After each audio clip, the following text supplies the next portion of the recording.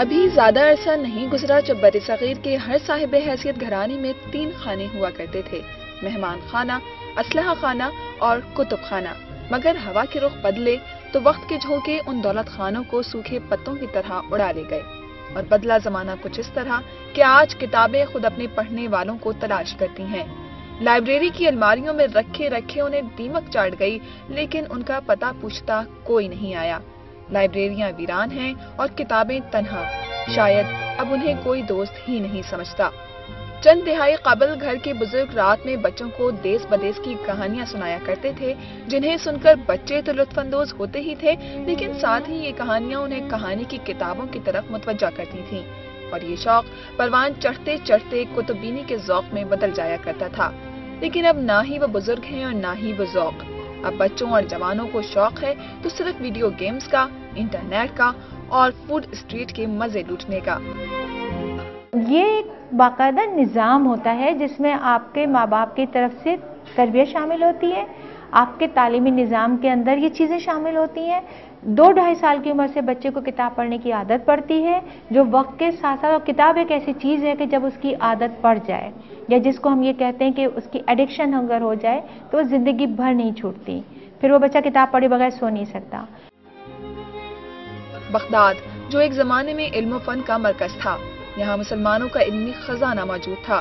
1258 میں منگولوں نے مسلمانوں کے سب سے بڑے ہتھیار، لاکھوں کتابوں اور سینکڑوں لائبریریوں کو آگ لگا دی، اور اتنی کتابیں دریا برد کی کہ اس دریا کا پانی قلم کی روشنائی سے کالا ہو گیا تھا۔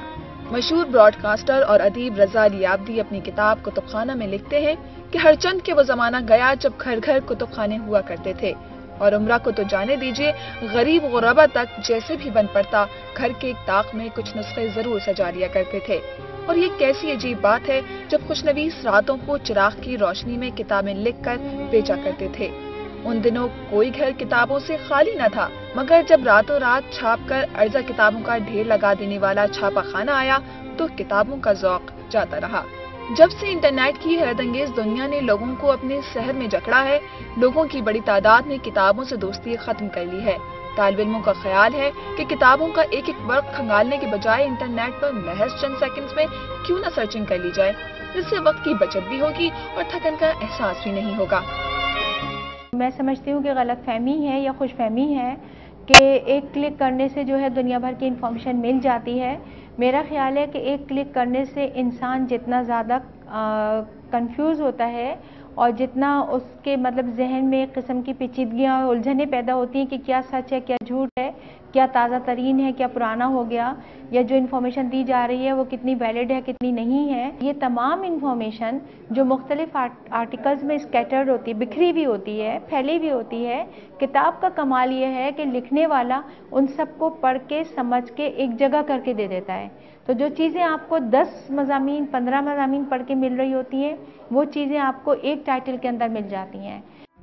لائبریریوں کی تعداد اور کتابوں کی اشاعت کسی بھی ملک کے لوگوں کے تعلیمی معیار اور ذہنی بالیدگی کی عکاس ہوتی ہے، لیکن پاکستان میں تعلیم کا حال یہ ہے کہ تعلیمی بجٹ کو کبھی بھی 2.5% سے بڑھنے نہیں دیا گیا۔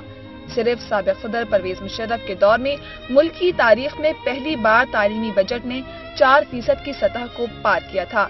کتب خانوں کی مختلف اقسام میں عوامی کتب خانے براہ راست حکومت کی ذمہ داری ہوتے ہیں۔ افسوس کی بات یہ ہے کہ حکومت چاہے جمہوری ہو یا آمرانہ، لائبریریز پر کسی کی نظر کرم نہ ہو سکی، جبکہ ملک میں موجود مختلف اداروں کے نجی کتب خانوں کا شمار دنیا کے چند بہترین کتب خانوں میں کیا جا سکتا ہے۔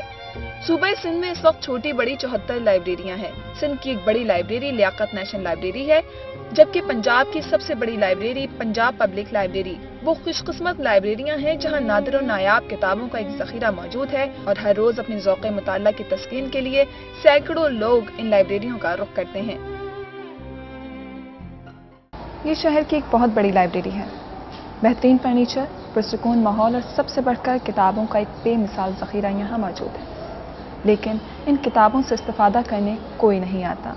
یہ کتابیں اپنے پڑھنے والوں کی راہ تک رہی ہیں۔ اگر ان کتابوں سے اس لائبریری سے محبت نہ کی گئی تو کتابوں کی باتیں محض خوابوں کی باتیں بن کر رہ جائیں گی۔ بینی صدیقہ، آج نیوز، کراچی۔